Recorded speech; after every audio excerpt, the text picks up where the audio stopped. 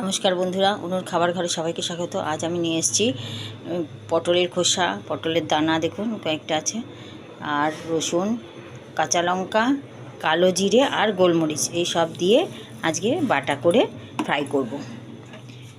এবার আমি একটুখানি জল দিয়ে এটাকে পিষে নেব। এই এক বাটা দিয়ে অর্ধেক ভাত খাওয়া হয়ে যায়। একটু তেলের মধ্যে কালো জিরা দিয়ে আর এই বাটার পেস্টটা দিয়ে নেড়ে চেড়ে তেল দিয়ে তারপরে একটু চিনি দিয়ে নুন মিষ্টিটা চেক করে নামালে দারুণ টেস্ট লাগে, মুখরোচকও আর উপকারও। কালো জিরা, রসুন আর গোলমরিচ খাওয়া খুব উপকার। এই দিয়ে আমরা সবাই ভাত খেতে ভালোবাসি, তাই আপনারা একবার করে খেয়ে দেখবেন। আমি পেস্ট করে ফিরে আসছি।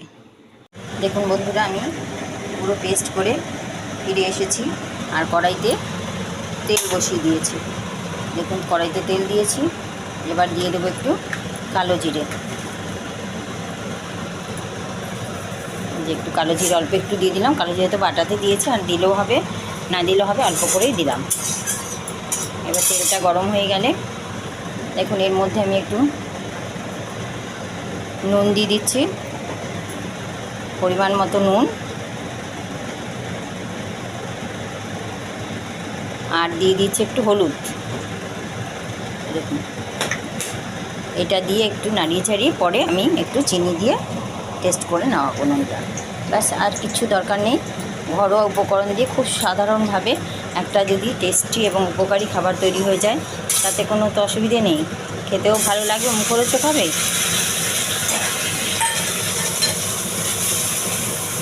দেখুন এবার আমি একটু এই মিক্সির বাটিটা ধুয়ে আর এই প্লেটটা ধুয়ে একটু জল দিয়ে দিচ্ছি।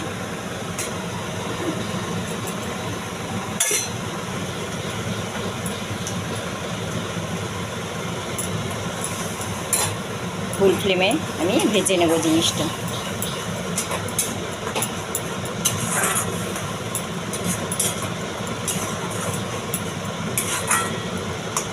একটু ফুটতে দিই,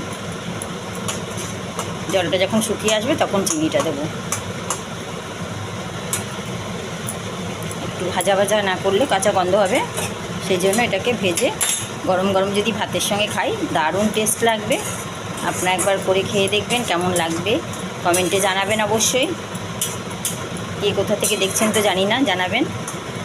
আর পুরো ভিডিওটা দেখুন, একদম অল্প সময়ের মধ্যে খুব তাড়াতাড়ি একটা দারুণ মুখরোচক জিনিস তৈরি হয়ে গেল।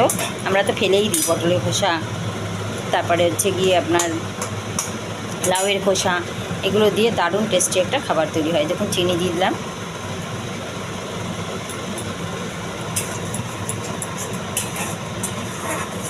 চ্যানেলে যদি নতুন হন চ্যানেলটি সাবস্ক্রাইব করবেন অবশ্যই। ফেসবুক থেকে দেখলে ফেসবুকের পেজটি ফলো করবেন, বেল আইকন দাবাবেন, আর লাইক শেয়ার করতে ভুলবেন না অবশ্যই। যদি ভিডিওটি ভালো লাগে লাইক শেয়ার করে দেবেন। দেখুন প্রায় হয়ে এসছে। আমি একটু ভালো করে শুকিয়ে নিয়ে আমি এটা নিভিয়ে দেবো গ্যাস। ব্যাস রেডি হয়ে যাবে আমার আজকে পটলের খোসা বাটা। কিছুই তেমন লাগে না, কালো জিরে, কাঁচা লঙ্কা, রসুন, পেঁয়াজ একটু দিলেও পারেন, আজ আমি সামান্য একটু দিয়ে দিয়েছিলাম, টেস্টটা বাড়ে। নাহলে শুধু রসুন, কালো জিরে, গোলমরিচ দিলে ভালো। যে ঝাল খেতে না চান, ঝাল নিজেরা বুঝে দেবেন নিজেদের মতো করে। একটু ঝাল ঝাল হলেই ভালো লাগে। এটাকে আমাদের ইয়েতে ঢাকায় ওখানে মরিচ বাটা বলে, তার মানে বুঝতেই পারছেন মরিচ বাটা মানে একটু ঝাল ঝাল ভাব হবে। তা আমি অত ঝাল দিইনি, কারণ বেশি ঝাল খাওয়া তো ভালো না। মোটামুটি একটা ঝাল দিয়েছি যাতে সবাই খেতে পারি। ব্যাস আমার রেডি হয়ে গেল। দেখুন